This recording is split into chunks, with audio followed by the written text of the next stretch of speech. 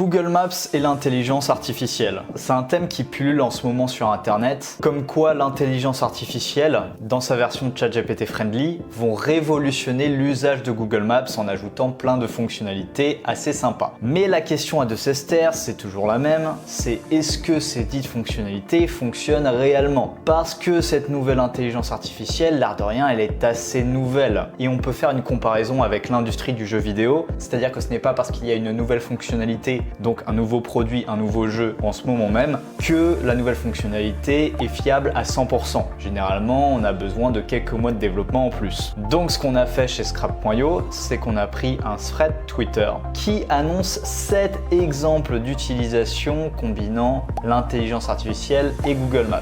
Et on va vérifier si ces 7 cas d'utilisation fonctionnent bel et bien. Google Maps vient juste de recevoir une mise à jour énorme. On peut maintenant envoyer des messages comme sur ChatGPT et voici 7 wild examples, littéralement parlant des exemples sauvages. Alors, premier exemple, Live View. Avec notre caméra, on peut découvrir des ATM, des restaurants, des parcs et des points de transit. Et là, on a une vidéo d'exemple où il montre quelqu'un qui se repère dans un terminal, dans un aéroport, grâce à Live View. Et le plus incroyable dans cette vidéo, c'est qu'il est capable de trouver exactement la porte, la bonne porte. C'est assez fou et la question c'est est-ce que cette fonctionnalité Live View fonctionne? Et la réponse est oui. Le principe est le suivant, c'est que lorsque vous êtes sur Google Maps, si vous tapez sur un point, sur une localisation précise, vous avez la possibilité de cliquer sur le bouton Live. Et de ce fait, ça va ouvrir votre caméra et vous allez scanner les bâtiments aux alentours, ce qui va permettre à Google Maps de vous localiser. Alors bien évidemment, ça fonctionne principalement dans des zones urbaines parce que si vous êtes au milieu de nulle part, vous allez scanner rien du tout. Par contre, est-ce que ça fonctionne à ce point-là? C'est-à-dire, est-ce qu'on peut trouver des points aussi précis que la porte d'un terminal? Ça, c'est moins sûr. Alors l'aéroport, il était un petit peu loin de chez moi, donc j'ai fait l'exemple sur un centre commercial. Je voulais aller me rendre au niveau du cinéma qui est au 2e étage et j'ai fait le test et ça m'a donné ça. Ça me dit grosso modo que Live View ne peut pas fonctionner à l'intérieur. Donc c'est assez ballot, cette fonctionnalité, elle fonctionne bel et bien. D'ailleurs Dog7 en avait parlé il y a quelques années, il me semble, mais par contre elle n'est pas fonctionnelle à ce point-là. Exemple numéro 2.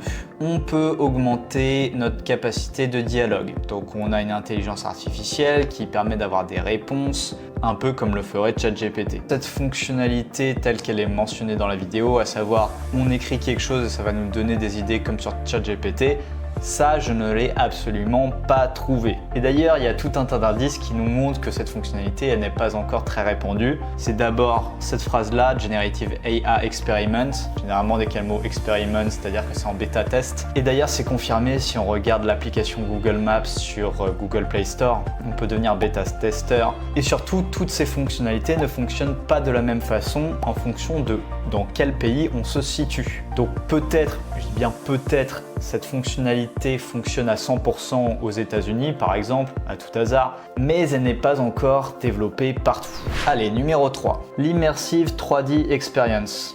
Donc on peut découvrir des lieux en visuel 3D, ce qui va nous permettre d'avoir une meilleure idée du trafic et de la météo. Alors dans la vidéo, c'est intéressant, il a montré 3 cas de figure. Le premier cas de figure, c'est celui de Westminster, puis il a montré le cas de Big Ben, et enfin, il a montré le cas d'un restaurant indien, alors je vous mettrai le nom sur l'écran, où on peut visiter l'intérieur du bâtiment. Est-ce que ces 3 cas de figure fonctionnent tous de la même façon? La réponse c'est globalement oui. Alors Westminster, ça fonctionne pas, parce que c'est une localisation beaucoup trop grande. En revanche, dans la majorité des monuments historiques, des monuments touristiques, vous avez cette fonctionnalité-là. Donc Big Ben, il n'y a pas de problème. Ça fonctionne également sur Notre-Dame, sur la Tour Eiffel, etc. Globalement, c'est assez bien fait et on a effectivement des prévisions météorologiques.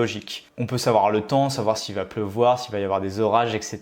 Donc ça, c'est une fonctionnalité qui fonctionne bel et bien. Maintenant, au niveau de l'intérieur des bâtiments, c'est un petit peu moins répandu. Alors dans le cas qu'il a montré, à savoir le restaurant indien, oui, ça fonctionne bien. Alors comment ils ont fait ça? C'est assez simple. Je pense qu'ils ont pris une sorte de trolley avec la caméra à 360 degrés et tout simplement, il a pris un chemin qui est déjà tracé, ils ont fait le chemin et voilà. Mais ça, c'est quand même des cas assez spécifiques. C'est pas présent partout dans le monde, loin de là. Allez, on enchaîne. Numéro 4, l'Aerial View API. On peut faire des images 3D. Alors, je pense qu'il se répète parce que ça, c'est la même chose que ça. Donc la vue immersive, l'immersive view, c'est la même. On enchaîne. Les recommandations de l'intelligence artificielle. Donc ça, pareil, il se répète, notre ami, à savoir une sorte de ChatGPT version Google Maps qui n'est pas encore disponible dans tous les pays. Découvrir la multi-recherche. On peut combiner des mots et des images pour obtenir des résultats Google Maps. Donc ce qui est montré dans la vidéo, c'est l'idée que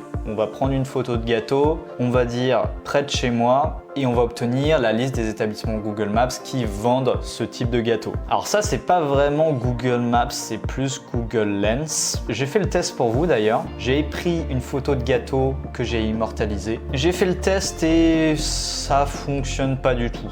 Alors j'ai essayé différents mots-clés, near me, à proximité de moi, près de moi, etc. Une ville précise. Rien à faire. Mon idée là-dessus, c'est qu'à partir de votre photo, ils vont la comparer par rapport aux vidéos postées sur les établissements des fiches Google Maps et du coup vous donner les résultats correspondants. Encore une fois, ça me semble pas impossible, mais je pense que c'est pas encore très au point. Une pub et Lens in Maps. Donc en utilisant la réalité augmentée, on peut ouvrir des aperçus de notre environnement. Encore une fois, notre ami se répète parce que ce qu'il nous montre, c'est exactement ce qu'on a vu avec Live View. C'est-à-dire que si jamais vous mettez le Live View et que vous tournez autour de vous-même à 360 degrés, vous allez obtenir des détails des bâtiments tout autour de vous. Donc pour l'instant, ça sert pas à grand chose, surtout qu'au niveau de la direction, c'est pas encore top. Par exemple, vous mettez une direction, ça vous dit d'aller à gauche, alors qu'en réalité, vous devez aller tout droit. Mais dans quelques années, qui sait, ça pourrait révolutionner le secteur touristique. Et voilà, c'est tout pour ce thread Twitter. Bien évidemment, ce qu'on a dit, ça s'applique uniquement au moment où je tourne cette vidéo. Si vous regardez cette vidéo dans quelques mois, dans 3 ans, en 2035, les choses auront sans doute bien évolué. Maintenant, si Google Maps c'est un sujet qui vous intéresse pour votre business, si vous avez besoin d'extraire des données de petites et moyennes entreprises pour votre activité, n'hésitez pas à jeter un œil à scrap.io. En cliquant sur le lien en description, vous pouvez obtenir gratuitement vos 100 premiers leads. Enfin, comme d'habitude, vous connaissez la musique, n'hésitez pas à mettre un like et à vous abonner. Et il n'y a plus rien à voir. Fin.